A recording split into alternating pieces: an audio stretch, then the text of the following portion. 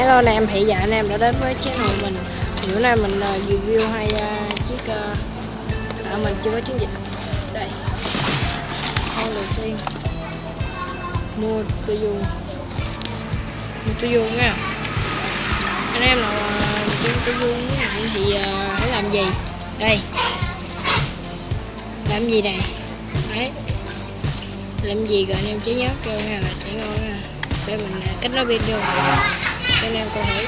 Đây này.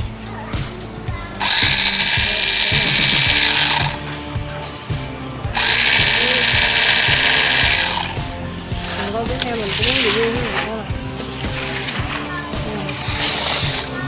Con tự nhiên là vậy đó. Đấy, đi thường chia cam bên đó cũng chia cam đây cũng nha.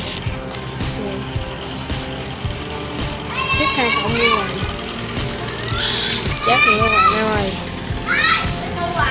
để mình câu 2 cộng luôn rồi. Đây trái này.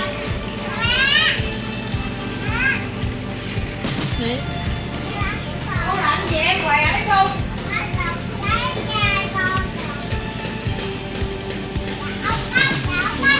Nha.